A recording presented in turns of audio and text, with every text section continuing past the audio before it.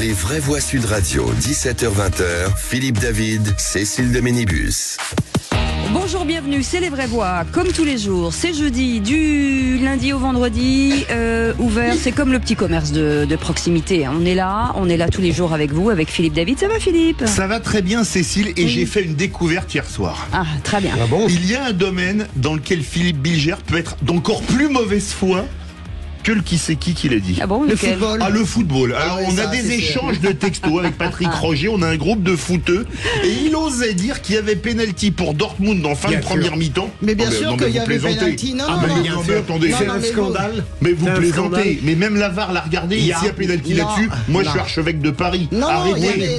Philippe David, arrêtez, il y avait penalty, la plupart des experts l'ont dit, parce qu'après, moi, j'ai regardé toutes les émissions de débrief, il y avait questionnement sur ce penalty. Comme il prend le ballon avant, mais donc il est encore pire. Mes amis, la France va mal. Ouais, non mais la France va mal. C'est bon, on a fini?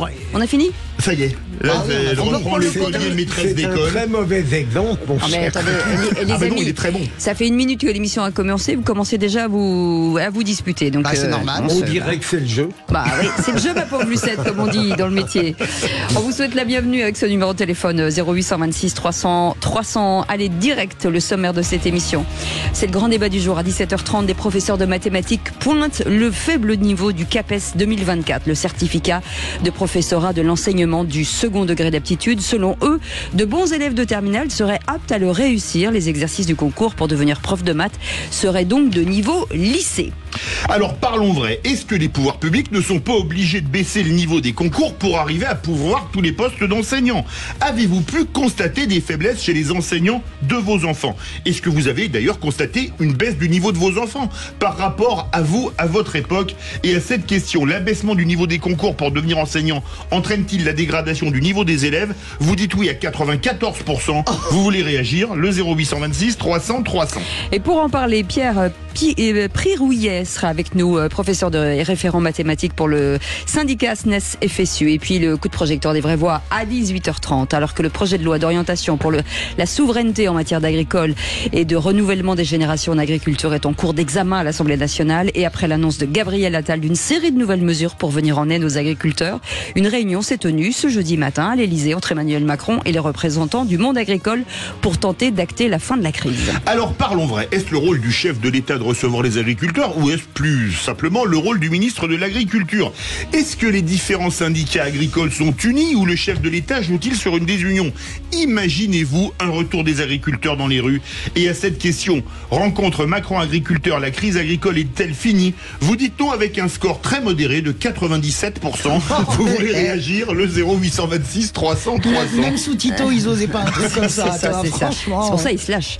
Allez, Jean-François Lamessé sera avec nous, administrateur de l'Association Générale des Producteurs de Blé. En attendant, on vous souhaite la bienvenue avec nos producteurs à nous, voilà, c'est notre petit public. Allez, bienvenue, c'est les vraies voix jusqu'à 19h. Les vraies voix Sud Radio. Et Philippe Bilger est avec nous, président de l'Institut de la Parole, qui est en train de faire ses courses sur Internet. Je règle des problèmes concernant les vraies voix. Vous annoncez de bonnes nouvelles. Non, il est en train de réviser le qui c'est qui l'a dit. Il n'y a pas de risque. Il y a pas de risque. Alors si quelqu'un lui a transmis, ce n'est pas moi. Ouais. Si, moi je suis sûr que ça se transmet. Les questions se transmettent. Ah ouais, donc En c'est tout cas, Ménibus. si on me le transmettait, je serais pas doué. Mais vous voyez le petit air de Philippe David. En tout cas, c'est pas moi. A l'air de dire, c'est l'autre blonde à côté. Oui, parce je que méfie de lui. Quand on a un niveau de moralité comme le mien, on est obligé de le rappeler, vu les propos fielleux qu'on subit régulièrement. Mais j'aurais copié sur vous à l'école, vous l'auriez dit à la maîtresse. Oh bah bien sûr que oui. Mais comment vous êtes immonde. C'est dingue. Immonde, c'est bien. En fait, Même moi, je vais pas aussi loin. Françoise, c'est un duo de pacotille. Voilà ce que c'est. C'est monstrueux. Heureusement que Françoise de Goua est là. Merci mais Françoise ça d'être là. aurait été- Éditorialiste Sud Radio. Cécile, bienvenue. vous vous rendez compte? Ouais. Vous avez raison. Ouais, Vous imaginez bien lui sûr. petit? Ouais, mais J'ai Thérèse, pas un ange. elle m'a pris mon crayon de couleur. J'avais un compas, n'est plus. J'en peux plus. Bon bref, Sébastien Ménard est avec nous, entrepreneur dans la food tech et consultant et président du comité éditorial du journal quotidien Presse Libre. Ça va, mon cher Sébastien? Vous aussi, vous avez une tête de derrière. Non, mais lui, c'est pas pareil. Moi j'étais au premier rang. Oui, bien sûr, monsieur, moi je sais. Mais avec Philippe David, les deux, t'imagines, on aurait été dans la même classe. Mon Dieu. Le niveau serait augmenté. Bonjour Sandrine qui est avec nous. Salut, bonjour Sandrine. Bonjour Sandrine. Bonjour à tous. Comment ça va Sandrine, de quoi parle-t-on dans un instant? Ça va très bien, on Si va on a le relancer l'économie par la base. Eh ben voilà, vous avez raison, bougez pas. On passe au répondeur et puis on revient à vous dans un instant. Salut, c'est Franck de Bordeaux. Moi, j'ai eu 25 ans de management inhumain avec des brimades, des réprimandes tout le temps, des heures pas possibles, des 3-8, des 2-12, des trucs horribles, abominables.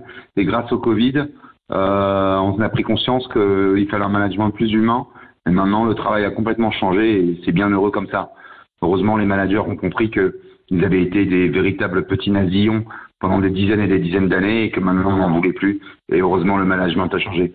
Merci au Covid et merci à vous, Sud Radio. Ciao, ciao. C'était suite au débat des vraies voix hier du coup de projecteur. On parlait de faut-il changer le travail. Et témoignage choc quand même. On a subi des brimades, etc. Ça existe, Philippe Bilger. Hein. Oui, ne je trouve pas, que Philippe, le terme de navillon est un peu excessif. Oui, un peu excessif, on ne l'aurait évidemment. même pas appliqué à Cécile dans les pires moments. Il faut être juste. Non, moi j'adore, je suis comme vous deux, je trouve que c'est un très beau, bravo d'avoir sélectionné, je trouve que c'est un très fort témoignage, très court, très puissant, et Nazillon parfois ça pique, vous imaginez pas, parce que vous avez été vous-même dans la haute fonction publique, vous êtes un haut fonctionnaire Philippe, donc vous n'avez pas ressenti ça.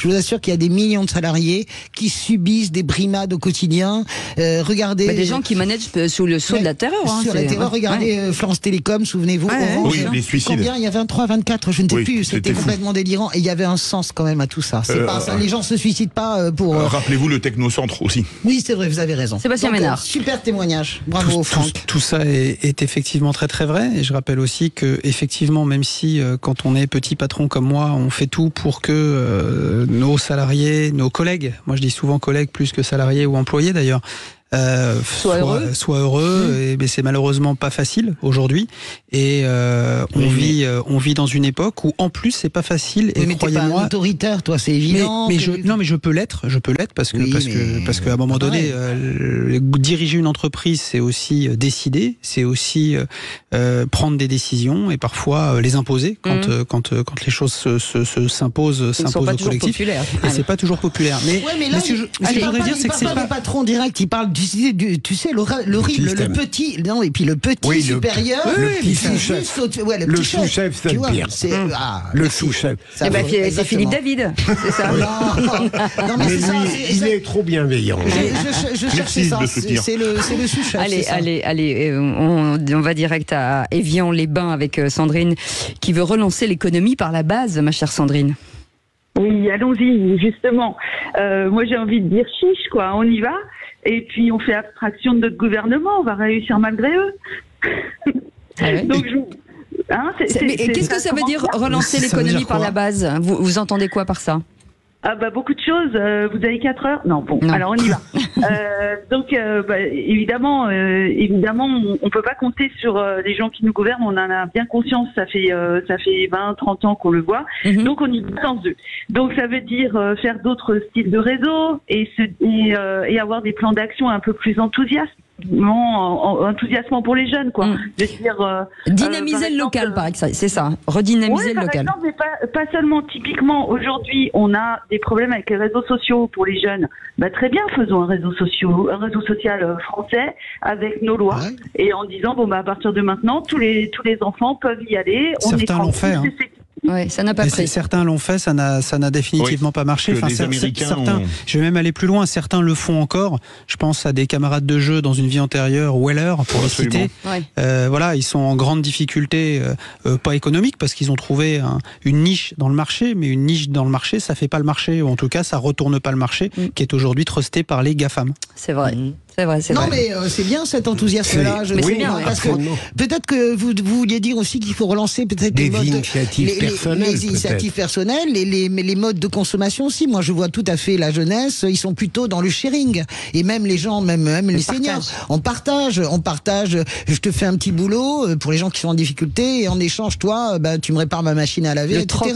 Le troc, c'est quand même incroyable. Mais ils n'ont pas lié les carences médicales. J'ai vu encore hier soir un reportage passionnant. C'est ça que vous vouliez dire, peut-être, cher ami Sandrine. Oui, c'est ça, notamment, mais beaucoup d'autres choses. On peut vraiment se dire que aujourd'hui, le problème, c'est le réseau. C'est vrai, c'est vrai. En effet, il y a des gens qui essayent et qui n'y arrivent pas parce qu'ils sont seuls, isolés. Et typiquement, moi, je lance un défi à Sud Radio. Faisons un réseau Sud Radio. Eh ben, vous savez que nous, on est, Sandrine, nous sommes la radio des territoires et on le revendique. Hein, donc, on est vraiment, on est vraiment en réseau. Entrepreneurs, c'est pas idiot ce qu'elle dit. Bah non. En réseau d'entrepreneurs Sud Radio, la bourse Sud Radio. On en a beaucoup des entrepreneurs sur Sud Radio. Je vous assure que. Et puis Philippe, on en reçoit beaucoup. Cotiserait et moi je prendrais la bourse. Voilà. On vous reconnaît bien. Allez, Sandrine, vous restez avec nous dans un instant. Les 3 mots dans l'actu, c'est avec Félix Mathieu et le réquisitoire du procureur. La compétence est-elle encore un critère décisif? J'espère, mais vous y répondrez dans un instant. 0826 300 300, soyez les bienvenus. Les vraies voix Sud Radio, 17h-20h, Philippe David, Cécile de Ménibus. On était avec les vraies voix en pleine politique intérieure, hein, bien sûr. C'était hyper intéressant. Oui. Sur la géopolitique du football, surtout. Voilà, c'est ça. J'ai envie de vous dire. On peut quand même dire un truc, parce que souvent je le chambre. Philippe David, aujourd'hui, et d'ailleurs je lance un appel à tous les journaux de sport. C'est probablement une des plus grandes encyclopédies du football que je connaisse. Et pourtant, j'adore le football. Oui. Il a quand même un talent. Juste, il faudrait qu'il arrête de faire des pronostics. Parce que comme il se plante à peu près 9 fois sur 10. T'as vu la technique? Non, mais c'est pas ça, c'est qu'on oublie sa qualité d'analyse. Il n'a pas seulement de la mémoire, il est intelligent parfois. Il a de l'analyse, donc c'est bien. Moi, je sens la manœuvre pour sortir par le haut, Philippe David. Vous êtes fort, François. Philippe, on vous attend à la compta. François, je vous envoie 3 réponses du qui c'est qui l'a dit. Allez, dans un instant, les 3 mots de l'actu. Bonsoir Félix. Bonsoir Cécile, bonsoir tout le monde. Dans un instant. D'Emmanuel Macron qui redit ne pas exclure un envoi de troupes en Ukraine, de Bruno Le Maire qui voit rouge après l'accord sur les fins de carrière à la SNCF, et puis de Carla Bruni, entendue plusieurs heures aujourd'hui comme suspecte dans une affaire liée à la campagne de 2007, la campagne de celui qui allait devenir son mari quelques années plus tard. En 3 mots, ça donne troupes, dysfonctionnement et audition. Allez, tout de suite, le réquisitoire du procureur. Les vraies voix Sud Radio, le réquisitoire du procureur. Philippe Bilger. C'est sur la compétence politique que vous voulez requérir ce soir, monsieur le procureur. Oui, pour être ce réquisitoire m'a été inspiré par un article du Point où, à juste titre, il s'interrogeait sur l'obligation de la compétence aujourd'hui en évoquant Jordan Bardella, dont le score pour l'instant très haut en prévision des européennes pourrait laisser penser que les critiques qui lui sont faites sur son apparente incompétence n'ont pas beaucoup d'effet. Et je crois qu'en effet, la compétence aujourd'hui d'un homme ou d'une femme politique aspirant au pouvoir n'a plus beaucoup d'importance. Parce que d'abord, il est très difficile de l'examiner, l'appréhender dans l'instant même. Évidemment, on peut analyser des variations dans les programmes. Marine Le Pen, on le sait, sur le plan européen, mais surtout pour une raison plus profonde, c'est que aujourd'hui les qualités fondamentales qu'on attend d'une personnalité politique, c'est plutôt le courage et le caractère. C'est le point qui me semble le plus important.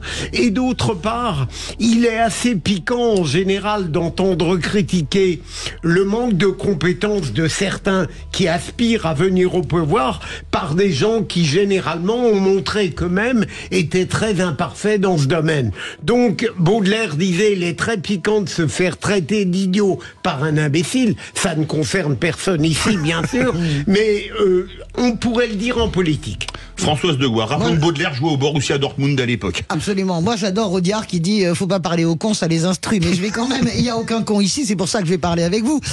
Moi, je suis pas du tout d'accord avec vous. Non, je pense que le critère de, vous savez, on a fait beaucoup de quali dans les études d'opinion, et le moment du vote, quand vous mettez votre bulletin, il y a deux questions en réalité qui traversent toujours un électeur, ou 90% des électeurs. C'est je vais où avec cette personne? C'est incroyable cette phrase qui revient.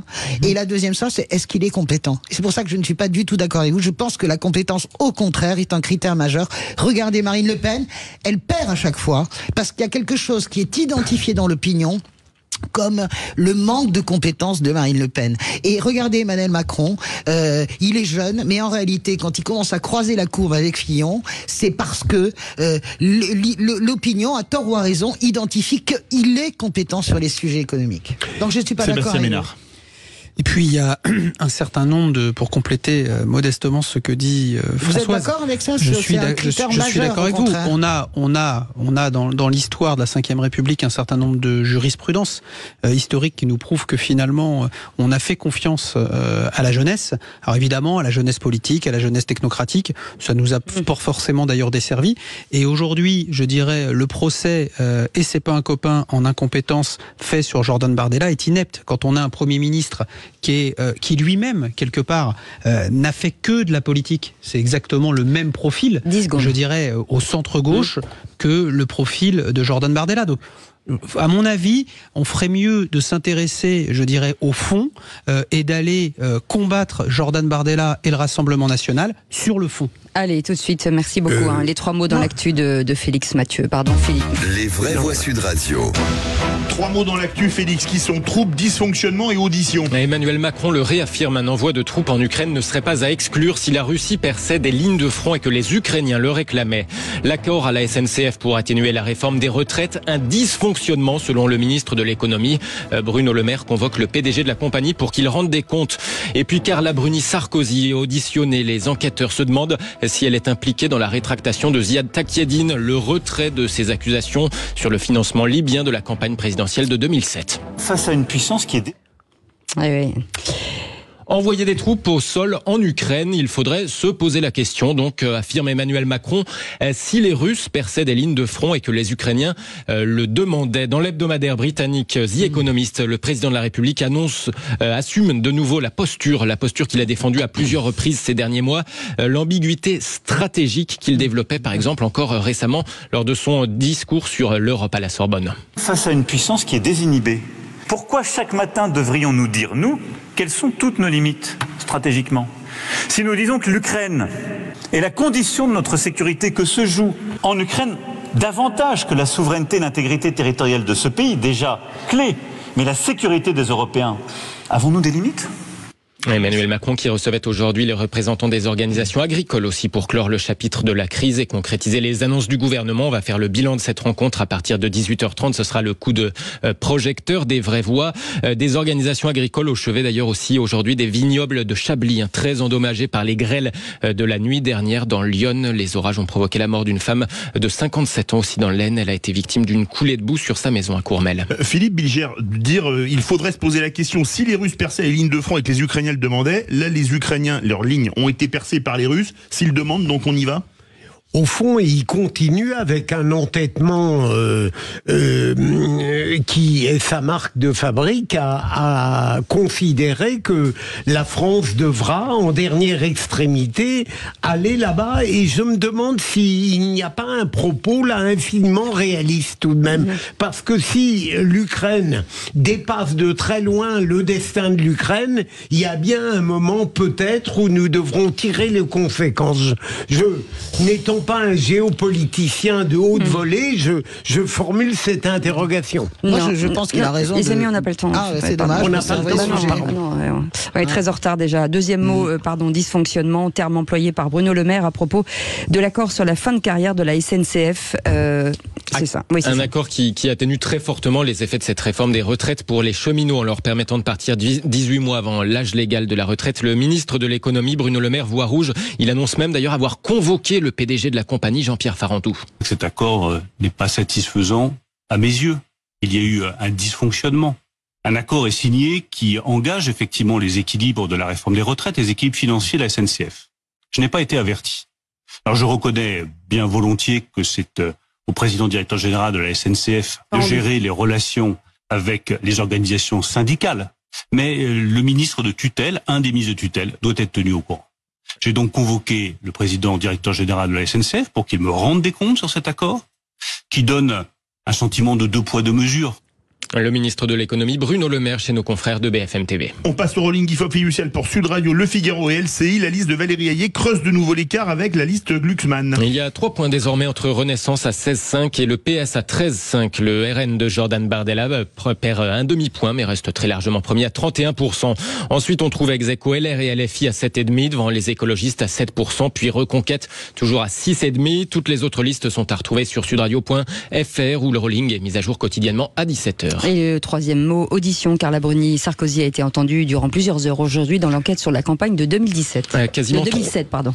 Quasiment 3 heures. Entendu cette fois comme suspecte dans l'enquête sur la rétractation de Ziad Takieddine en 2020. Les enquêteurs cherchent à savoir si l'épouse de l'ancien président a convaincu Takieddine de retirer ses accusations quant au financement libyen de cette présidentielle de 2007. 4 consonnes et 3 voyelles, c'est le prénom de... Aucune décision n'a été prise par les magistrats instructeurs à l'issue de cette audition libre. C'était à l'Office central de lutte contre la corruption et les infractions financières et fiscales. Merci beaucoup. On a quand même le droit de dire Félix que Mathieu. Carla Bruni, il y a quelqu'un qui m'a dit, c'est quand même une magnifique chanson qui restera dans le répertoire français. Absolument. Allez, vous restez avec nous dans un instant, le grand débat du jour. On va revenir sur le CAPES en mathématiques 2024, jugé trop simple par de nombreux enseignants. Alors parlons vrai, est-ce que les pouvoirs publics ne sont pas obligés de baisser le niveau pour pourvoir tous les postes d'enseignants vacants? Avez-vous pu constater des faiblesses chez les enseignants de vos enfants? Et à cette question, l'abaissement du niveau des concours pour devenir enseignant entraîne-t-il la dégradation du niveau des élèves? Vous dites oui à 95%. Vous voulez réagir? Aude attend vos appels au 0826 300 300. Avec notre invité Pierre Prioret qui est avec nous, un professeur et référent mathématique pour le syndicat SNES FSU. Bonsoir, merci. Est-ce que finalement nous sommes dans une école à rabais? On n'est pas dans une école au rabais, les concours restent sélectifs. Par contre, on est dans une école qui prend des orientations inquiétantes, en effet. Allez, on en parle dans un instant. Soyez les bienvenus, c'est Les Vraies Voix jusqu'à 19h. Philippe David, comment ça va? Ça va très bien. Bon, bah tant mieux. Voilà. J'étais sûr que ça vous décevrait cette réponse. Bah non, je suis très contente. Vous allez bien quand je suis là. Il y a une cause à effet, non? Je sais pas. Moi aussi j'étais au premier rang à l'école.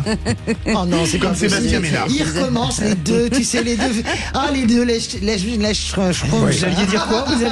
Les deux lèche-bottes. Madame, j'ai fini mon devoir. Qui était bon en maths ici? Philippe, vous étiez bon en maths? Non, je pense dire la vérité dans très peu de temps. Françoise de Gaulle, vous étiez bon en maths? Bonne en maths? Absolument pas, et mon père était agrégé de maths. Ouais, vous imaginez la honte. Sébastien Ménard, vous étiez bon en maths? Jusqu'au bac scientifique qui s'est pas bien passé. Ok, et Philippe David? Non, j'étais pas bon en maths, et vous? Nous non plus. Voilà, donc ça c'est réglé. Ce que j'adore, c'est qu'on est quand même des littéraires. C'est le truc, tu sais, c'est le truc qui non mais c'est la cata tout. Surtout, c'est la cata. Allez. Pardon, notre invité, pardon. Le grand débat du jour, il est mort de rire. Les Vraies Voix Sud Radio, le grand débat du jour. C'est vrai que ces dernières années, on a quand même une perte de niveau. On a fait baisser le niveau du diplôme, pas du concours, parce qu'on n'arrive pas à recruter. Et comme aujourd'hui, ce métier n'intéresse plus, qu'est-ce qui va se passer? On va avoir de plus en plus des arrière-bancs d'amphi qui vont faire ce métier. C'est quand même assez inquiétant parce qu'on n'était pas bon en France, on était les meilleurs. Oui. Moi, le nombre de gens qui viennent me dire l'instit de mon fils fait des erreurs dans les calculs au tableau et se sert de la calculette parce qu'il n'arrive même pas à calculer, bah oui. Et des professeurs de mathématiques qui pointent le faible niveau du CAPES 2024. On rappelle le certificat de professorat de l'enseignement du second degré d'aptitude. Selon eux, de bons élèves de terminale seraient prêts à réussir. Les exercices du concours pour devenir prof de maths seraient de niveau lycée, Philippe. Alors parlons vrai, est-ce que les pouvoirs publics ne sont pas obligés de baisser le niveau pour pourvoir tous les postes d'enseignants vacants? Avez-vous pu constater des faiblesses chez les enseignants de vos enfants, par exemple? Est-ce que vous avez d'ailleurs constaté une baisse du niveau de vos enfants par rapport à vos votre génération. Et à cette question, l'abaissement du niveau des concours pour devenir enseignant entraîne-t-il la dégradation du niveau des élèves? Vous dites oui à 95%, vous voulez réagir, et ce n'est pas des maths. Le 0826 300 300 ou autre prendra vos appels. Et Pierre Prioret est avec nous, professeur et référent mathématiques pour le syndicat SNES FSU. Merci d'être avec nous. Vous avez vu, il y a des cancres en maths autour de la table. On a tous été en échec et maths. Philippe Bilger, ce niveau du CAPES, est-ce que c'est... forcément, ça fait peur quand même un petit peu. Mais s'il y avait une faiblesse concernant le savoir en mathématiques, c'était le mien. D'abord, fondamental, j'ai toujours été inapte à comprendre les mathématiques. Oh, ça allait à peu près jusqu'à la seconde, et après, ça a été une catastrophe. Mes enfants, mes petits-enfants, je n'ai jamais pu leur reprocher des incorrections en maths, puisque je n'étais pas capable de les remarquer. Mais plus sérieusement, je ne peux rien dire sur la manière dont les maths sont enseignées aujourd'hui, mais je raisonne peut-être par une comparaison discutable. Je vois, par exemple, en français, des professeurs qui font des fautes d'orthographe. Et peut-être abusivement, j'en tire des conclusions sur les autres matières enseignées. Je me dis que peut-être les maths pâtissent sur un autre ordre, bien sûr, de défaillance dans l'enseignement. Et j'attends avec impatience qu'on me démontre le contraire. Françoise Degois. Oui, moi j'attends les explications de notre invité, parce que on dit c'est assez vague. Des professeurs, mais quels professeurs, quand, comment, est-ce que... Moi j'ai toujours vachement de mal avec la généralisation, parce que si on écoute les micro-trottoirs, si on écoute les gens qu'on a entendus, tout fout le camp, et même les profs de littérature... C'était mieux avant. Oui, le c'était mieux avantisme que je ne peux plus supporter, et les profs de français qui diraient si j'aurais su, j'aurais pas venu, tu vois. Moi je crois pas du tout une minute qu'on soit dans ce truc cataclysmique, mais j'attends absolument les explications de notre invité. Sébastien Ménard. Moi, j'ai envie de dire, d'un côté, on a souvent des professeurs des enseignants qui se plaignent, mais on a souvent les élèves, les étudiants qu'on mérite, et réciproquement. La société française, elle a aujourd'hui les enseignants et les professeurs qu'elle mérite. Dire que la connaissance empirique, académique est en net recul, c'est une vérité toute matière confondue. C'est une vérité toute matière confondue.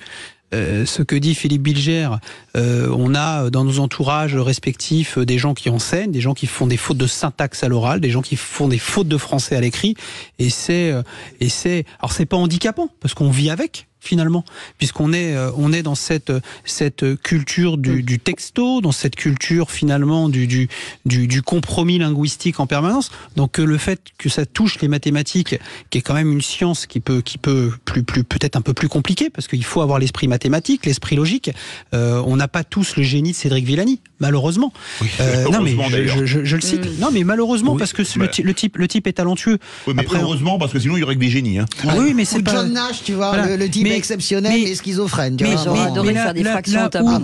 J'aurais adoré. Là où je ne veux pas rester que sur une note pessimiste ou négative, très bien. On a aussi, je l'ai souvent dit, des jeunes gens aujourd'hui qui ont une intelligence, je dirais, généraliste. Voilà, qu'ils arrivent à se forger grâce aux réseaux sociaux, grâce à l'internet, etc., qui est sur des sujets qui les intéressent, nettement supérieurs à la connaissance que nous on pouvait avoir à leur âge. Voilà. Mais dommage qu'il y ait quand même un déclin de ce qu'on appelle la grande culture, les connaissances classiques. On va franchement en école d'études en sciences sociales. L'avis de Pierre Prioret, professeur et référent mathématique pour le syndicat. Il y a plusieurs éléments. Hein, vous avez dit le premier, c'est la question des concours. Alors non, le CAPES de mathématiques n'est pas bradé, je vous rassure.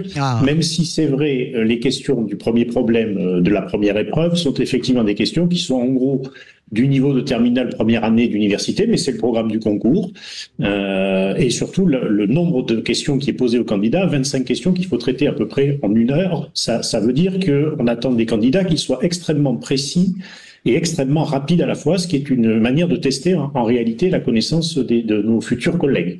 Ça, c'est quand même le premier point. Le second point, c'est qu'on peut se trouver que le niveau du CAPES est trop faible. En fait, je précise quand même que la ministre actuelle Madame Nicole Belloubet se prépare à abaisser le niveau du concours de 2 ans, puisque le titre requis actuellement pour passer le CAPES, c'est un master, et que à la prochaine session, ce sera la licence, ce qui est effectivement un problème pour pouvoir disposer d'un vivier d'étudiants et de candidats qui aient eu le temps, durant des années d'études, de se forger une maîtrise disciplinaire suffisante avant d'être confrontés à des élèves de collège ou de lycée pour leur enseigner des mathématiques. Ça ne concerne pas que les mathématiques, ça concerne aussi le français.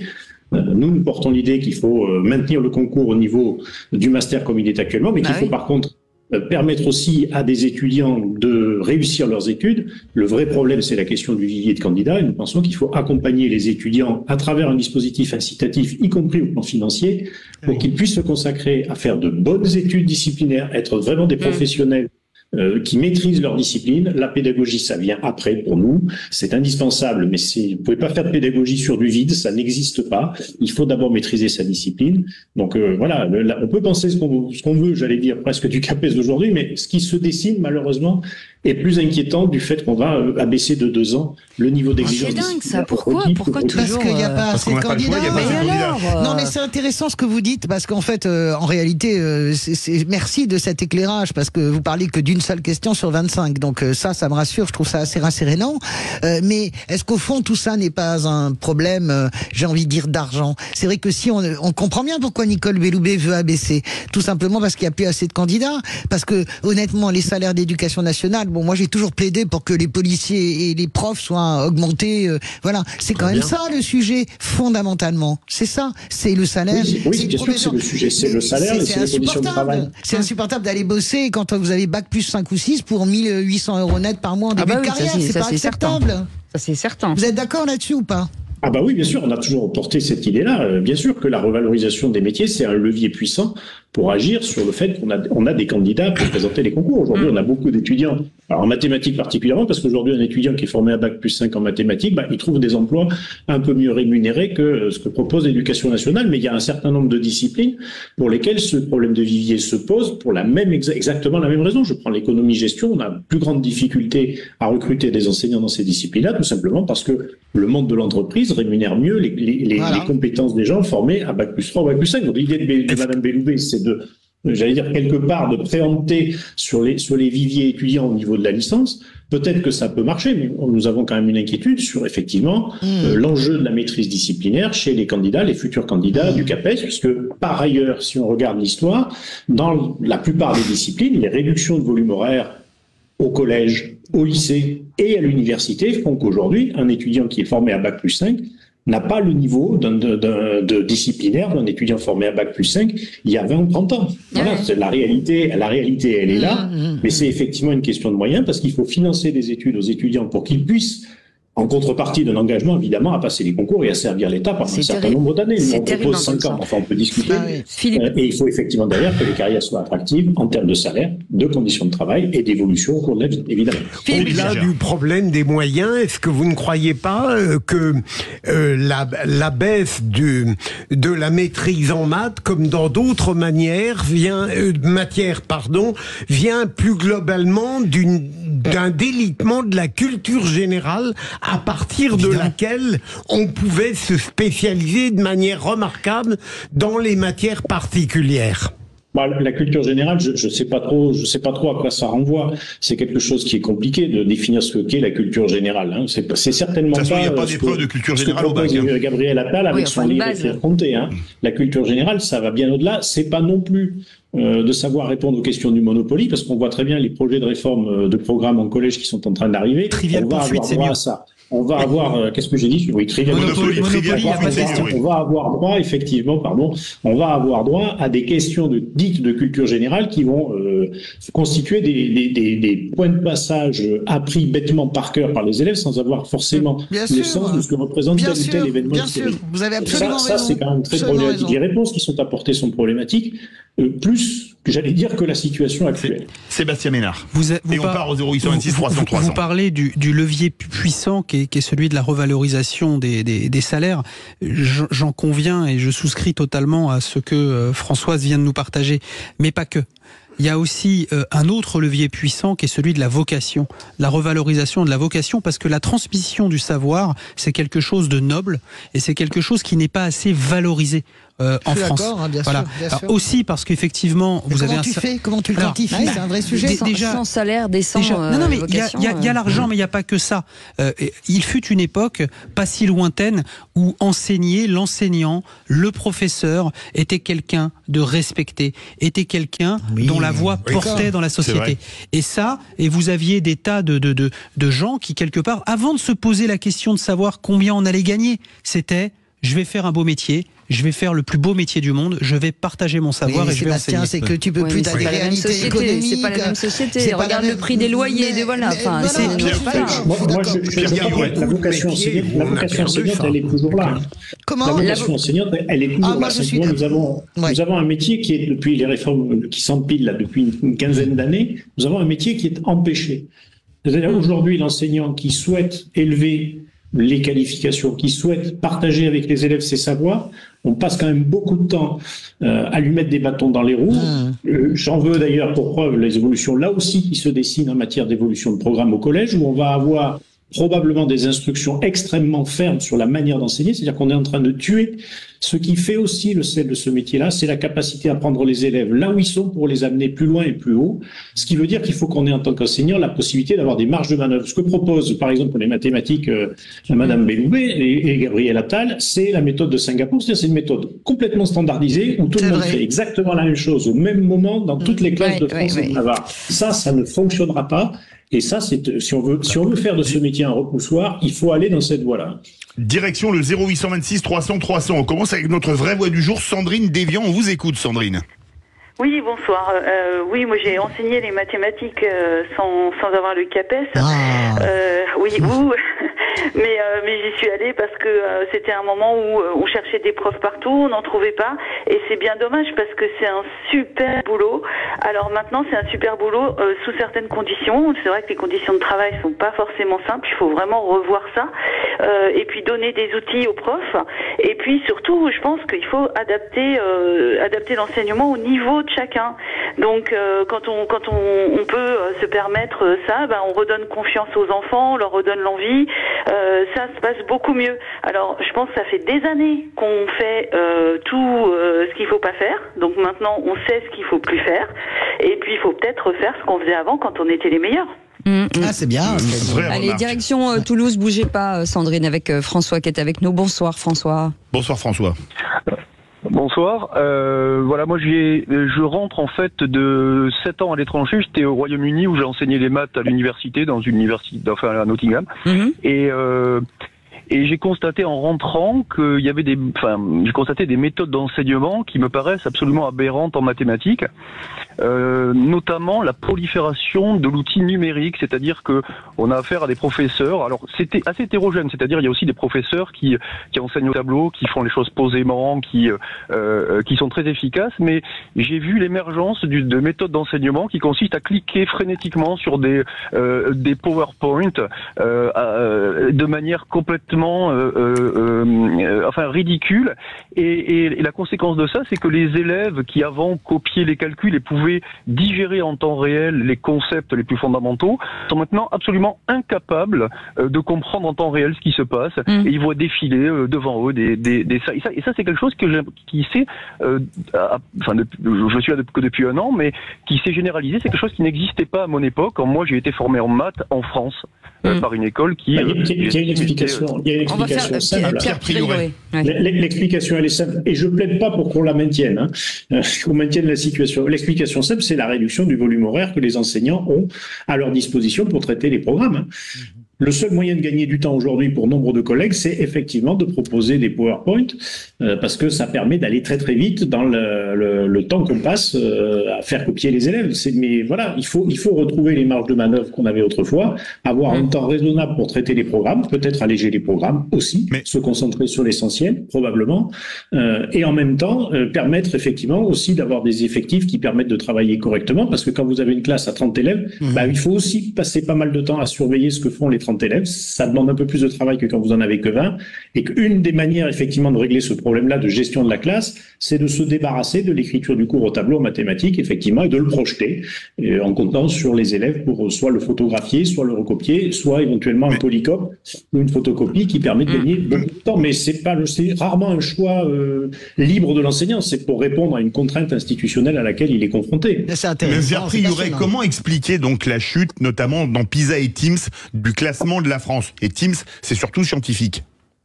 Alors, il y a plusieurs éléments. Le premier élément, c'est que PISA ne teste pas en réalité les compétences qui sont travaillées dans le système scolaire français. Puisque PISA, en fait, c'est une batterie de tests qui permet d'évaluer un certain nombre de compétences dans lesquelles ne figure pas, par exemple, la maîtrise du raisonnement, de l'argumentation, de la rédaction des réponses, etc. On demande aux élèves, en fait, de reconnaître des situations de type et de calquer dessus des raisonnements systématiques préétablis. Donc, j'allais dire, c'est presque de la reconnaissance instantanée de situations pour lesquelles on sollicite les élèves. Il n'y a aucune réflexion, très peu de réflexion là-dedans. Les tests PISA, c'est de l'automatisme, en fait. On teste les automatismes chez les élèves. Le programme français, il ambitionne autre chose. Il ambitionne de former des esprits par les mathématiques, par les lettres, par les langues, etc. En mathématiques, il y a quelque chose d'important, c'est la construction de l'esprit critique, de la capacité d'argumentation, de la capacité à justifier ce qu'on affirme, etc. Ça, c'est absolument pas évalué par PISA, parce que les économistes estiment que ça n'est pas productif pour une société. Nous avons la faiblesse de penser, en tant qu'enseignants et pour une large majorité d'enseignants, que nous avons aussi cette mission-là de former des citoyens capables de comprendre les enjeux, capables de se forger des opinions, capables de résister aux fake news, capables d'avoir une exigence d'argumentation quand on leur présente des solutions toutes faites, toutes prêtes. Voilà. Mais donc ça veut dire on n'est pas sur les standards internationaux. Voilà. En amont, on va dans le mur. Une volonté de mettre la France sur les rails des standards internationaux et de renoncer en partie à cet apprentissage-là. En tout cas, pour un certain nombre d'élèves. Bon, merci beaucoup Pierre Préluré d'avoir été avec nous. Professeur et référent mathématique pour le syndicat SNES FSU. On arrive samedi prochain, on sera 1, 2, 3, 4, 5. Oui, on va prendre des cours 5 élèves. Vous. Voilà. On va commencer par l'addition, ça c'est bien. 5 élèves, 5 cancres. On va passer dans le jeu où il y a le plus de divisions. Hein. Oui, qui c'est qui l'a dit? Parce que là... C'est la fraction même. Allez, restez avec nous. Merci beaucoup de nous avoir éclairé sur ce sujet. Dans un instant, on garde Sandrine pour le qui c'est qui l'a dit et on souhaite bien sûr vivement la victoire de Philippe Bilger. Les vraies voix Sud Radio, 17h-20h, Philippe David, Cécile de Ménibus. Chers amis, on vous souhaite la bienvenue, les vraies voix, puisque nous avons mis en place quelques probabilités de mathématiques il y a quelques instants. Je vais en faire une, ce sera toi qui gagnera. Bah, c'est Philippe Bilger. C'est marrant, ça tombe toujours sur Philippe Bilger. Bah, non, mais c'est la probabilité, j'y peux rien. C'est comme ça. Chaque fois. Mais non, mais vous ne décevez pas, Philippe. Je sais que parfois, souvent, vous faites semblant de perdre, exprès de perdre pour faire plaisir à Françoise de Gois. Mais c'est comme ça. C'est le cœur qui parle. C'est le cœur qui parle. Quoi, vos délires. Tu crois qu'il a du cœur, celui-là, là? Elle est adorable. Vraiment, elle comprend comment je m'efface lors du jeu. Elle comprend votre grandeur humaine, c'est ça. C'est la largeur de votre cœur. Vous le comprenez enfin. Bien sûr, là, d'un seul coup, là, tout s'éclaire. Le rideau se déchire. Vous n'avez pas le monopole du cœur. Faites une petite formule de 3, je reviens dans un instant. Allez, tout de suite C'est une règle de 3. Oh, je dis ce que je veux, ça va maintenant. Allez, tout de suite, le quiz de l'actu. Les vraies voix Sud Radio, le quiz de l'actu. Ah, mais vous l'avez vu là. C'est une règle de 3. C'est une règle de 3, madame. Cécile de Ménibus, elle a dit une erreur. Allez, Sandrine, on démarre ce quiz avec 3 points. Écoutez bien, Sandrine, c'est peut-être, j'espère que c'est pour vous. Celui qui ne respecte pas les valeurs de notre pays, il dégage. Sandrine. Oh bah ça pourrait être Dupond-Moretti. Ah non. Non. Non. C'est Bardella. C'est Chevelu. Non, c'est un ancien maire devenu député maintenant. C'est Carl Olive. Bonne réponse, Carl Olive, le maire député Renaissance. Poissy. 3 points pour Sébastien Ménard. Qui c'est qui l'a dit à 2 points sur les manifestations pro-palestiniennes à Sciences Po? Une école, c'est fait pour étudier et débattre. Ah. Sandrine. Alors, si j'ai pas la réponse, est-ce que je peux avoir un point si je devine qui va gagner? Non, là, il n'y a pas de négociation. Là, Allez, bien. C'est Mélenchon? Non. C'est pas Attal. Non, c'est un ministre. C'est un ministre. Non, c'est Bruno Le Maire. Bonne réponse, Bruno Le Maire. Non, mais Benoît, t'as encore filé les réponses. Absolument pas. Il dit ça avec du calme. Il a le calme. C'est surprenant que Bruno Le Maire dise ça. 3 points, les amis, sur Raphaël Glucksmann, exclu d'une manifestation. Cette gauche sectaire, haineuse, qui s'approprie les combats des travailleurs et qui ne fait d'ailleurs absolument rien pour eux. C'est lamentable. Sandrine. Bon, ça pourrait être lui-même. Bruno Le Maire. C'est Jordan Bardella. Ça pourrait être des Fontaines. Non. Non. Non plus. Non. Un indice. C'est le même parti que Bardella. C'est l'autre. Non. oui, c'est Jacobelli. Non. Ah bah c'est Marine Le Pen. Tanguy. Bonne réponse, Jean-Philippe Tanguy. Mais moi, je pensais que c'était Bardella parce que Bardella drague les électeurs de la gauche. Vous trichez, n'essayez pas de... Qui l'a dit? On est écrasé. Celui-ci fait un point. Qui c'est qui l'a dit à Raphaël Glucksmann suite à son exclusion d'une manifestation? Je lui demande des excuses d'avoir calomnié un mouvement politique qui n'a pas de rapport avec ce qu'il s'est passé. Vous me la laissez Sandrine. Qui ça? C'est qui? Mélenchon. Mais non. Sandrine. Sandrine. Mais c'est Mélenchon. Mais non, c'est pas Mélenchon. Ah mais oui, c'est Sandrine Langauchard. Mathilde Panot. Non. Bompard. Louis Boyard. Non. Mathilde Panot. Elle est européenne. Ah oui, c'est Manon Brie. Non. T'as dit Manon. Mais oui, j'ai dit Manon. Il a mis le point. J'ai dit à Manon, en quoi j'ai le droit de dire Manon? Allez, mais vous dites oui. Moi, je dis Manon. Non, moi, je dis Manon Aubry. Voilà. Vous avez dit, il a gagné. J'ai gagné. Je vous dis. 3 points. Allez, 3 points. Jean-Luc Mélenchon est un ingénieur du chaos. Oh. Françoise de Gois. Non. Un ministre délégué. Non. Ministre délégué. Ouais, ministre délégué. Délégué Thomas Cazeneuve. Et quand on est en prison, il y a des... Menottes. Jean-Noël Barrot. Voilà, bonne réponse. Jean-Noël Barrot. Il a dit quoi? Des menottes. Il y a des menottes ou il y a des menottes? C'est Françoise qui l'a dit. Excusez-moi, Philippe Bilger. Et vous avez fait quoi hier soir pour penser tout de suite aux menottes? Rien. Il a gagné, ça m'énerve. C'était les initiales. Sébastien Ménard, SM. Merci. Bon, un petit bravo pour Sébastien Ménard quand même. Allez, soyez gentils, soyez conciliants. 3 points Françoise de Gois, 1 point Philippe. Et on a malheureusement perdu Sandrine. On a perdu Sandrine, du coup, voilà, c'est ça. On l'embrasse, on lui fait des gros bisous. Dans un instant, dans les tours de table de l'actu des vrais vents, on parle de quoi? J'aime bien le calme de Glucksmann. Françoise de Gois. Valérie Hayet, ce soir, débat, c'est... contre Bardella. Paris tout beau. Pardonnez-moi. Mon sujet, ça sera Paris tout beau grâce au Géo. Ah, ben, très bien. On en parle dans un instant. Soyez les bienvenus. C'est les vraies voix en forme comme d'habitude. Les vraies voix Sud Radio, 17h-20h, Philippe David, Cécile de Ménibus. On est ensemble avec Philippe David et avec vous au 0826 300 300. Les vraies voix. Philippe Bilger aujourd'hui, Françoise de Gois, Sébastien Ménard. On en a marre. C'est-à-dire que nous, on est persona non grata. Il y a des revendications. Oui, parce que Sébastien Ménard et moi, on compte pour du beurre. C'est vrai. Vous avez des bons becs. Oui, mais il y en a que pour Philippe Bilger dans cette radio. J'en ai marre. Non mais stop. Comment pouvez-vous dire ça? Vous, ça suffit. Mais le Françoise, temps de parole, vous l'avez. Non, n'importe quoi. On est obligé de vous couper la parole. C'est qui l'a dit? Non mais Philippe Bilger nous salarie. Faites pareil. Qu'est-ce que vous voulez? Il vous salarie, pas moi. On va discuter, Philippe, à la fin de l'émission. Mais de toute façon, vous n'avez Philippe, c'est toi. Souvent, Françoise nous a dit qu'elle était la patronne de Sud Radio. Oui, j'ai de l'amour, oui. Mais vous n'avez pas besoin d'argent. Parfois, ça aide un peu quand même. C'est réglé.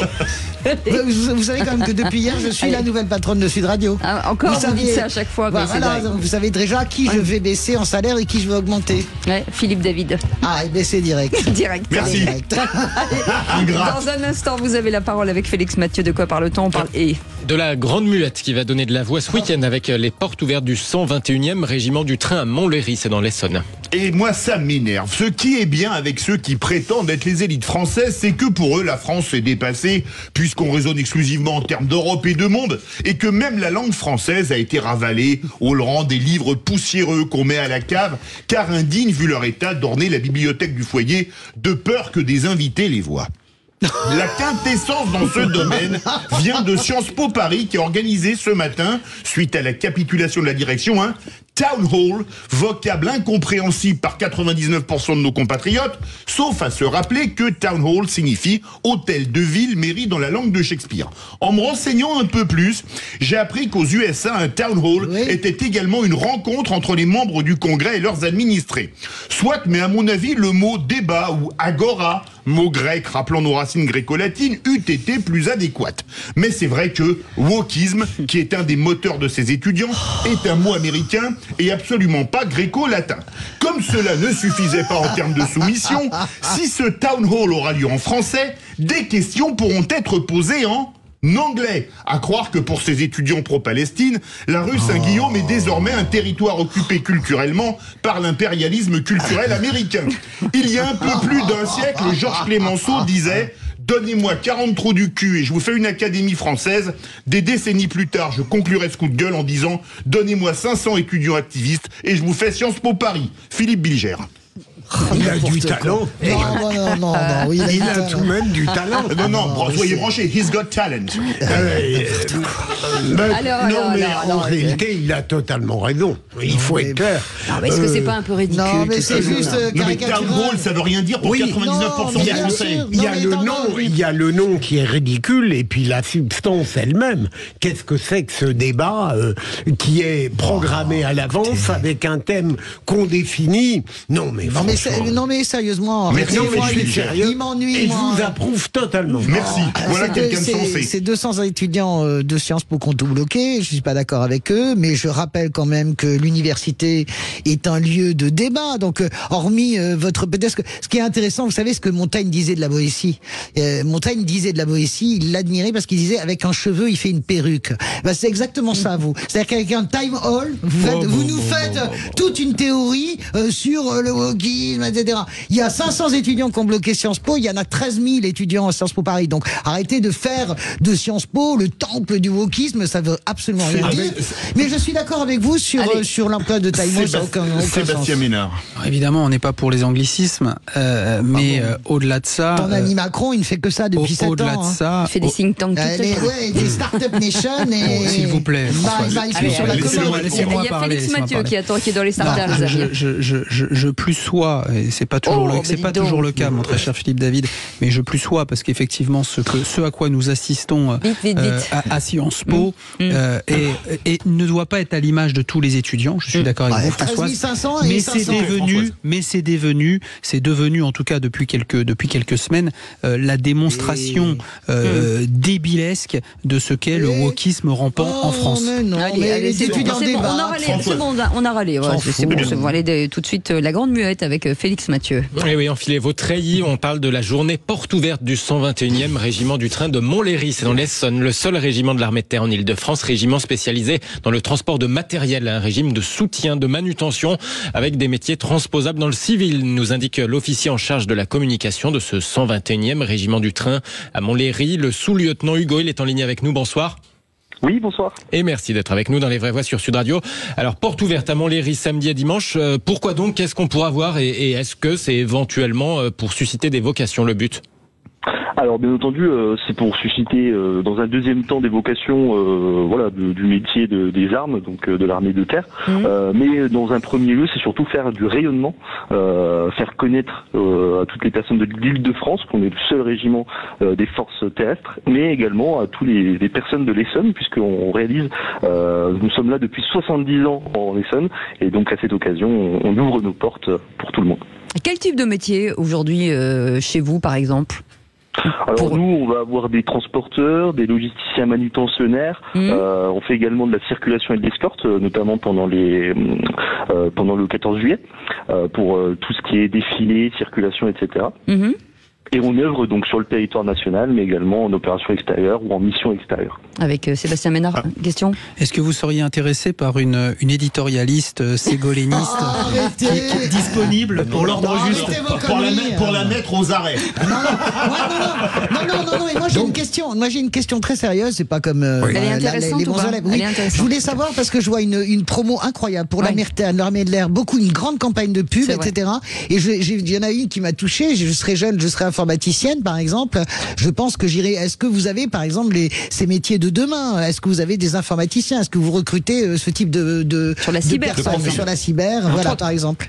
Bien sûr, après je ne vais pas parler au nom de l'armée de terre en général, mais on a de nombreux métiers, comme je le disais, nous en tout cas au 121e régiment du train, on est vraiment spécialisé dans le transport, mais bien entendu nous avons des spécialistes dans l'informatique, etc., qui sont des métiers de spécialistes donc dans notre régiment, mais il y a bien entendu des régiments qui sont spécialisés dans l'informatique, dans la communication, mais je ne pourrais pas parler en leur nom, malheureusement. Est-ce que ça gagne bien sa vie, un armée de terre? Ça dépend le grade. Non, mais ça va de combien à combien? On fait pas ce métier pour l'argent. Bien sûr. vocation. L'engagement. Non, mais combien ça gagne? De combien? Mais ça dépend de votre grade. Mais de combien à combien? C'est ce que je dis. On rentre dans l'armée de terre à combien d'argent par mois? Tout à fait. Alors du coup, on va faire en fonction des grades, bien entendu, mais on gagne en général au minimum 1600 à 1700 euros lorsque l'on rentre dans l'armée de terre.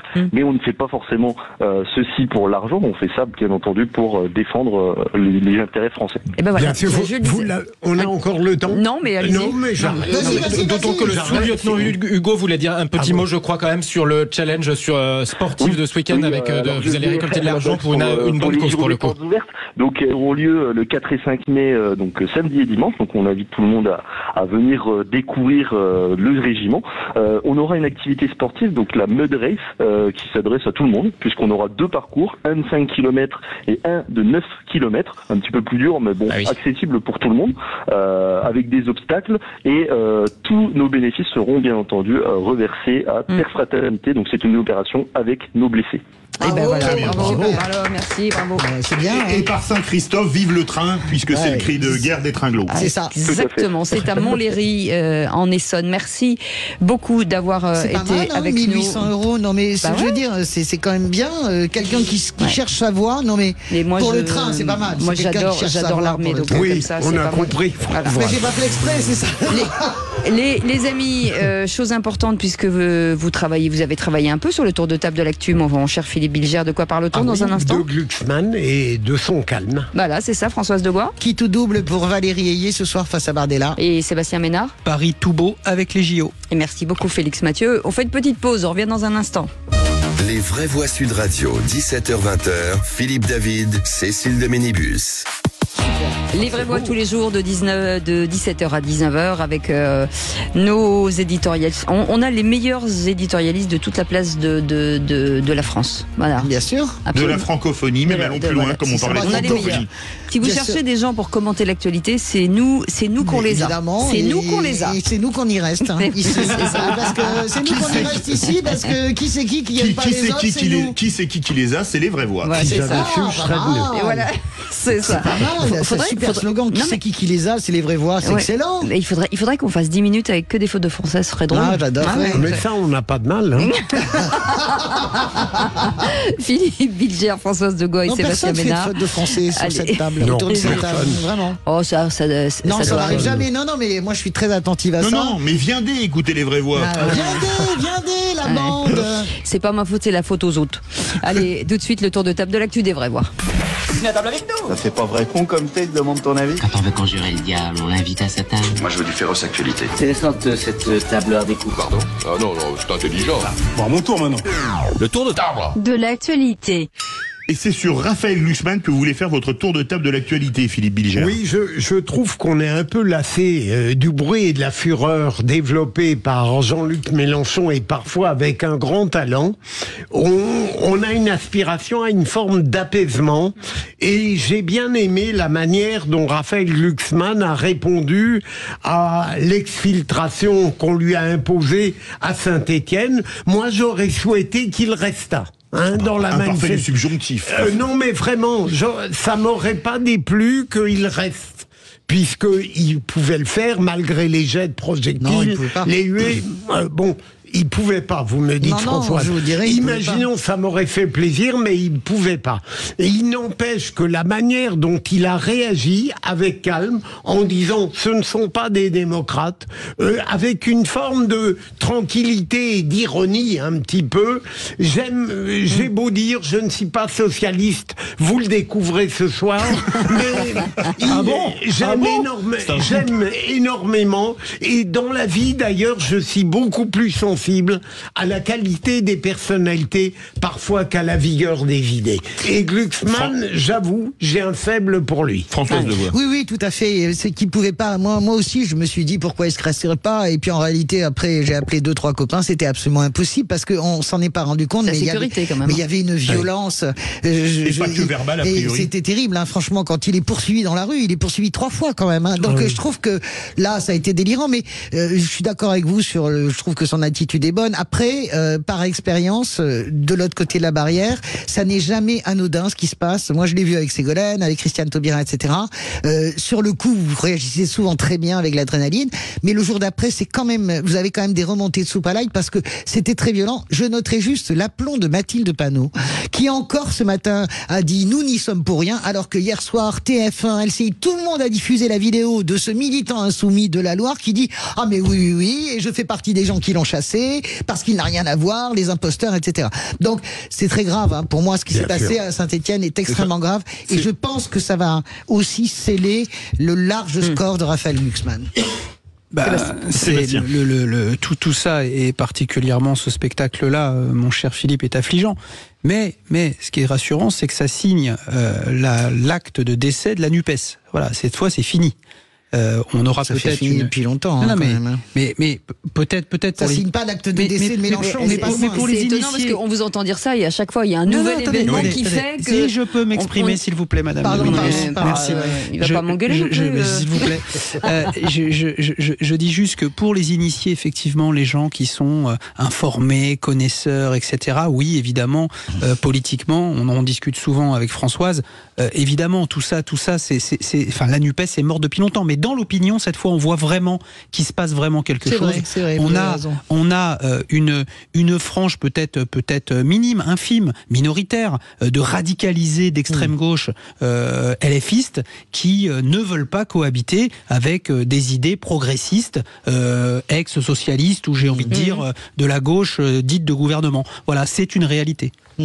C'est très violent. Françoise Degois, pendant que vous êtes là, ou même Sébastien Ménard, tiens, sur Paris est plus beau avec les JO, ça va nous mettre un peu de baume au cœur. Bah ouais, parce que j'ai souvent dit ici, parmi les vraies voix, que Paris était sale, Paris c'était le bazar, pour pas dire que ça mettait et ses habitants d'un jour ou de toujours dans une situation d'empêchement au quotidien.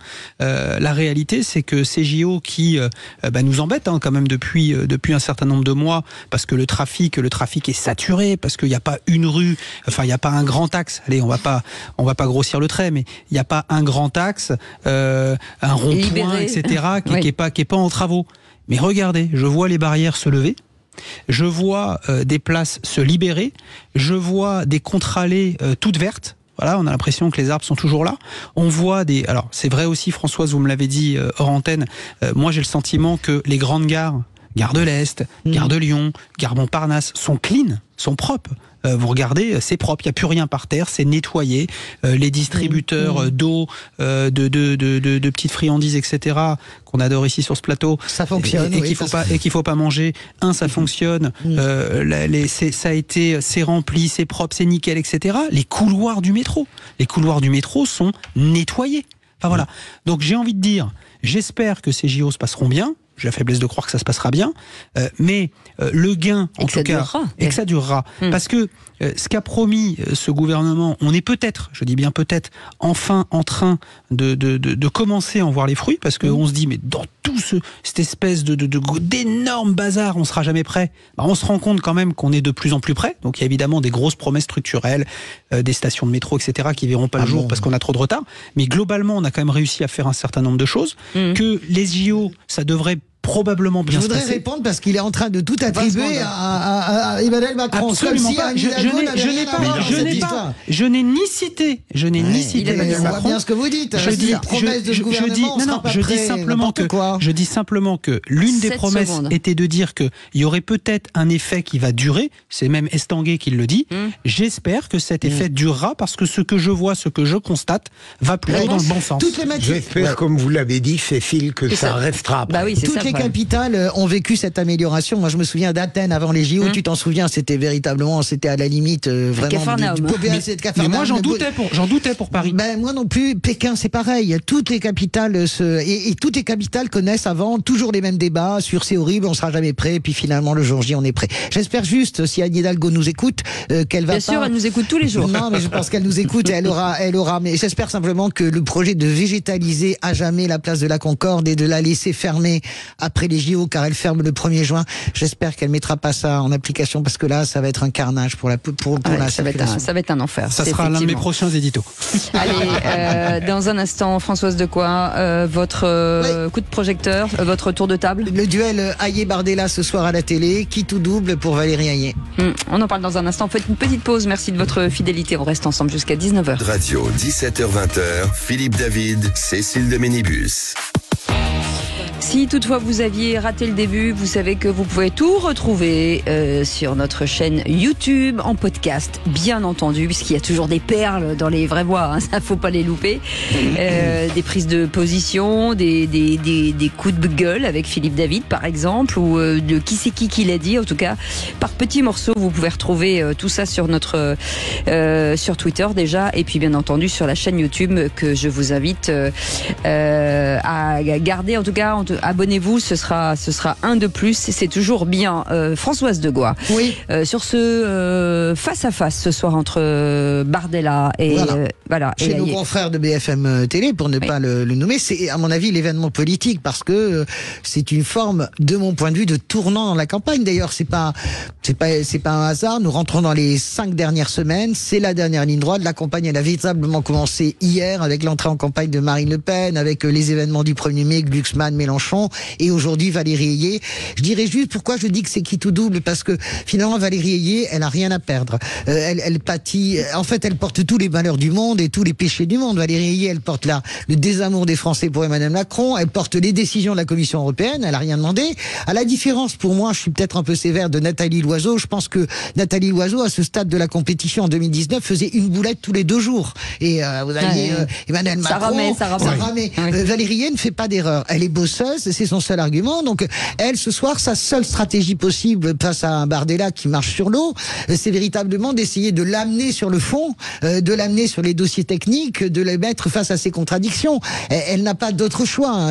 Jordan Bardella, il est très populaire. Ce que disait Frédéric Dabi l'autre jour était très intéressant. Il n'y a plus de terrain incognita pour le RN. Il est populaire dans toutes les catégories. Il a l'expérience. Il a déjà mené une campagne victorieuse en 2019. Donc, elle n'a rien à perdre. Et ce soir, pour moi, c'est un turning point, véritablement. Pardon pour cet anglicisme, mais c'est un point tournant. De bascule. C'est-à-dire que si Valérie Hayé arrive à bousculer Bardella et à donner le sentiment que freiner un petit peu cet état de grâce, eh bien, elle se redonnera l'oxygène. Si elle n'y parvient pas, je pense que ce sera un naufrage long et douloureux jusqu'au 9 juin. Donc c'est très important pour elle ce soir. Et vraiment, j'imagine son état d'esprit à l'heure où nous parlons. Ça va être de grand stress. Alors Françoise,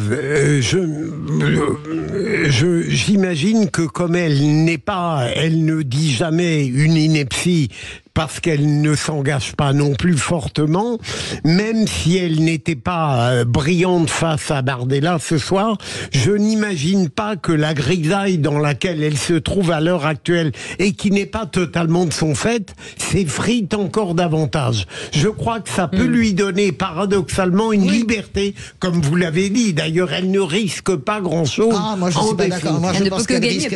Moi je pense qu'elle risque beaucoup. Vous savez, vous voyez l'électorat Macron qui boude, qui veut pas y aller, et il n'a pas forcément envie d'aller sauver Valérie Hayé. Moi, je ne suis pas du tout d'accord avec vous. Sébastien Ménard. Je pense qu'elle a beaucoup à perdre. Mais elle descendra pas jusqu'au... Ah si, vous savez, il y a Chirac, François Hollande, 2019, 14%, 12% pour la majorité pour Chirac. Non, ça, ils peuvent descendre. Si Valérie réussit à parler pour la quotidienneté, enfin si elle arrive à conjuguer l'Europe au présent sans, je dirais, des grandes explications un peu théoriques, technocratiques, etc., que clairement aujourd'hui l'ensemble des électeurs de France et d'ailleurs exècrent, elle pourra effectivement montrer qu'elle a la densité, qu'elle a la connaissance, qu'elle a l'expérience pour mener une campagne victorieuse, je sais pas, mais en tout cas une campagne plus heureuse. Voilà.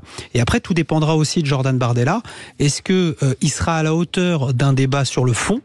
c'est toute l'interrogation, en tout cas, qui est la mienne à quelques heures de ce débat.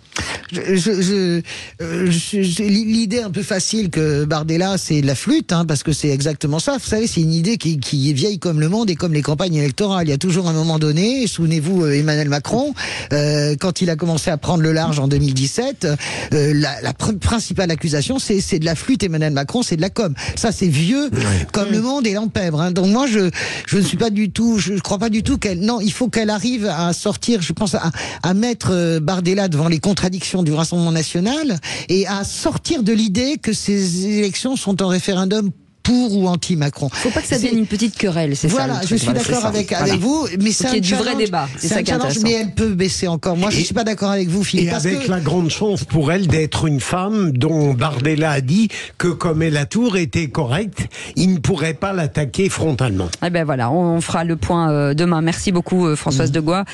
Dans un instant, le coup de projecteur des vraies voix, Emmanuel Macron qui a reçu ce matin à l'Élysée les principales organisations syndicales agricoles afin de clore ce chapitre avant les élections européennes, Philippe. Oui, et parlons vrai. Est-ce le rôle du chef de l'État de recevoir les syndicats agricoles? Ce serait pas plutôt le rôle du ministre de l'Agriculture? Est-ce que les différents syndicats agricoles sont unis ou le chef de l'État profite-t-il de leur désunion? Imaginez-vous un retour des agriculteurs dans les rues? Et à cette question, rencontre Macron-agriculteur, la crise agricole est-elle terminée? Vous dites non à 97%. Vous voulez réagir? Le 0826 300 300. Notre invité pour en parler, Jean-François Lamassé, est avec nous, administrateur de l'Association Générale des Producteurs de Blé. Bonsoir Jean-François Lamassé. Est-ce encore une réunion qui n'aboutira à rien? Bonsoir les vraies voix et bonsoir à tous les auditeurs. Pour moi, c'est encore une forme. Mais c'est, tout à l'heure, Mme de Voix le disait, là, c'est de la com. C'est toujours de la com. On essaie d'endormir les gens et ça s'arrête là. Il n'y a rien de concret. On en parlera dans un instant. Bougez pas, Jean-François Lamassé. On revient tout de suite. Les vraies voix Sud Radio, 17h-20h. Philippe David, Cécile de Ménibus. C'est les vraies voix jusqu'à 19h avec Françoise Degois, Sébastien Manard, Philippe Bilger avec Philippe David. Et on est ensemble encore pendant une vingtaine de minutes. Et tout de suite, le coup de projecteur des vraies voix. Les vraies voix Sud Radio, le coup de projecteur des vraies voix. On est l'espace économique qui est à la fois le plus normé et le moins protégé. Vous faites venir des produits de 20 000 km d'ici. Tout le système est à revoir, mais il faut quelques propositions concrètes. Les accords de libre-échange avec le monde entier, qui aujourd'hui tuent à petit feu notre agriculture. J'appelle ça un monologue, comme d'habitude, comme il nous a fait le coup pour les Gilets jaunes. Si c'est pour faire de la communication, ça sert à rien de faire ces débats. Le président se met en scène, oublie l'intérêt général et oublie qu'il a en face de lui des gens qui sont en situation de survie. Et le projet de loi d'orientation pour la souveraineté en matière d'agriculture aussi, et le renouvellement des générations en agriculture est en examen à l'Assemblée nationale. Et après l'annonce de Gabriel Attal d'une série de nouvelles mesures pour venir en aide aux agriculteurs, une réunion s'est donc tenue ce jeudi matin à l'Élysée avec Emmanuel Macron et les représentants du monde agricole pour tenter de sortir de la crise. Philippe. Alors parlons vrai. Est-ce le rôle du chef de l'État de recevoir les agriculteurs? Est-ce que les différents syndicats agricoles sont unis ou Macron joue-t-il sur une éventuelle désunion? Imaginez-vous un retour des agriculteurs dans les rues et sur les ronds-points? Et à cette question, rencontre Macron-agriculteur, la crise agricole est-elle terminée? Vous dites non à 97%. Vous voulez réagir? Tiens, vous êtes agriculteur, le 0826 300 300. Et Jean-François Lamassé est avec nous, administrateur de l'Association Générale des Producteurs de Blé. Et on vous remercie en tout cas d'être en direct avec nous sur Sud Radio. Philippe Bilger, cette crise des agriculteurs, on n'en sortira jamais. Alors j'aurais à la limite admis, mais peut-être fais-je une erreur là-dessus, que le président de la République vienne s'occuper comme une sorte de couronnement d'une crise agricole qui aurait trouvé tous ses remèdes.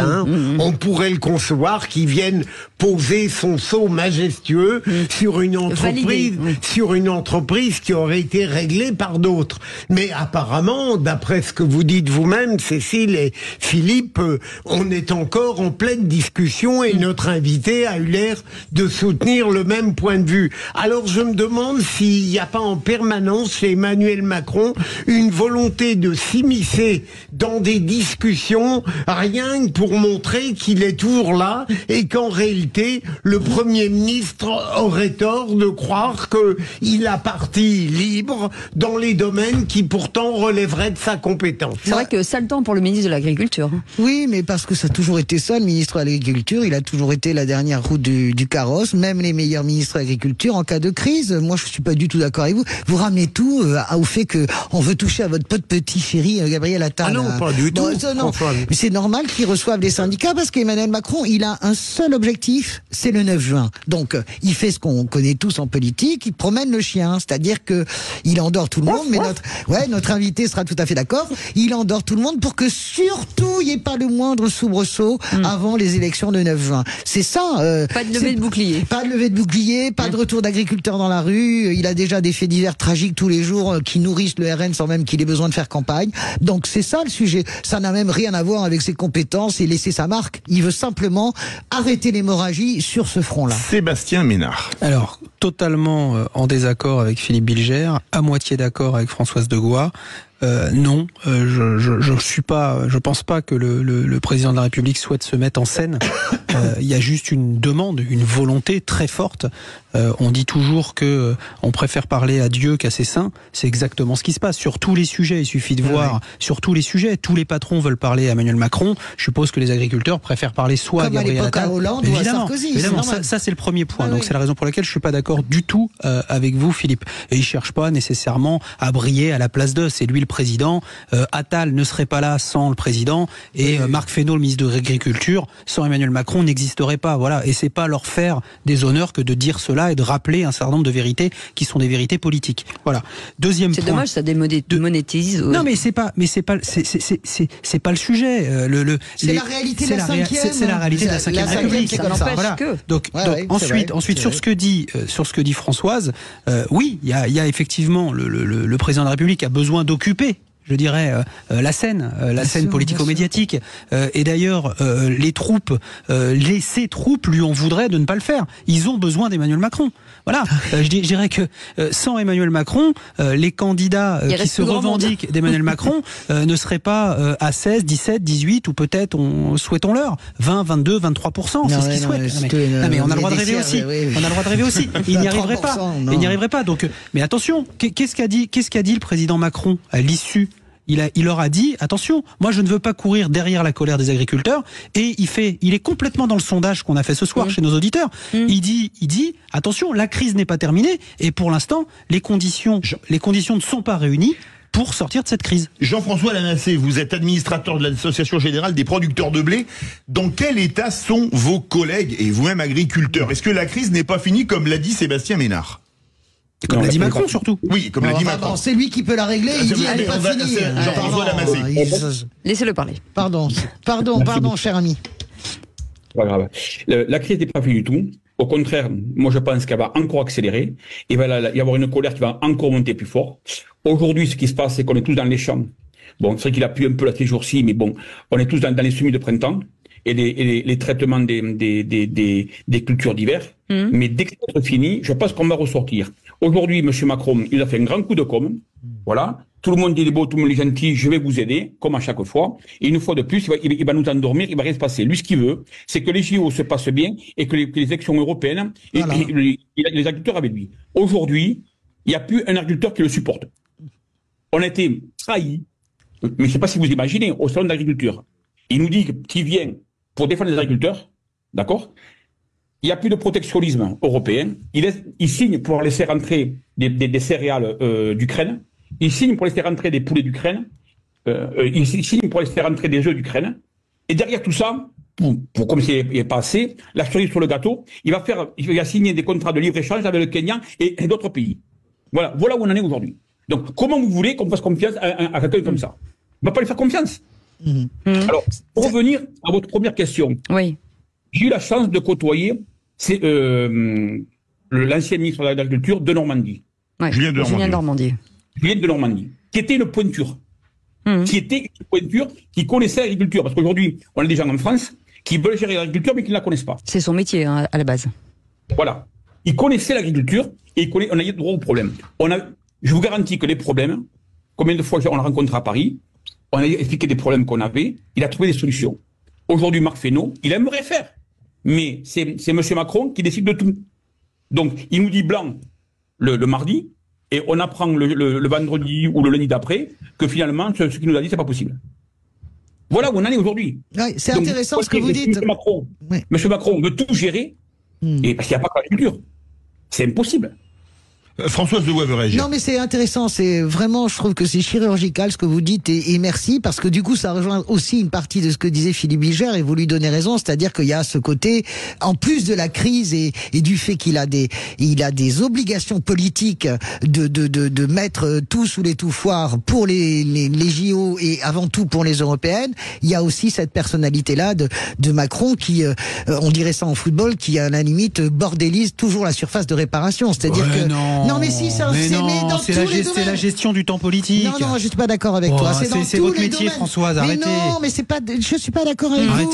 Le problème, c'est qu'il a brisé son image. Moi, je trouve ça très intéressant ce qu'il dit. On peut pas avoir confiance dans un homme comme ça.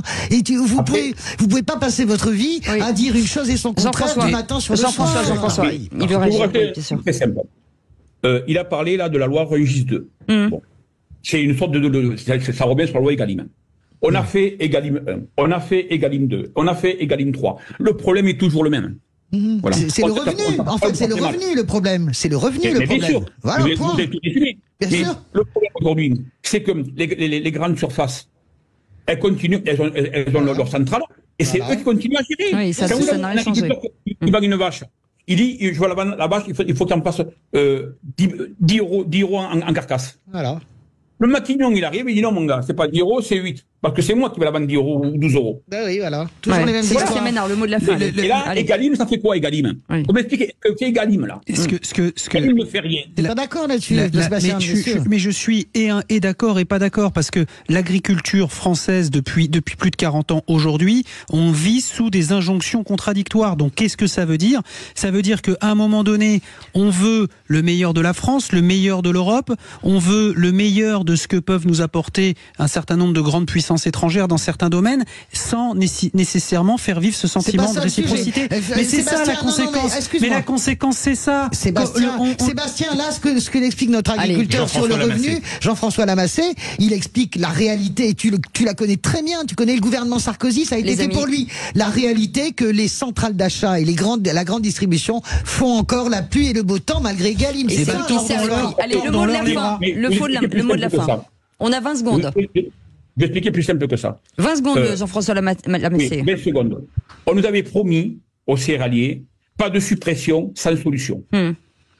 Aujourd'hui, vous venez dans mon département, entre autres, dans toute la zone céréalière du Gers comme du Lauragais, vous voyez des grands ronds jaunes. Parce qu'on nous a interdit le gaucho.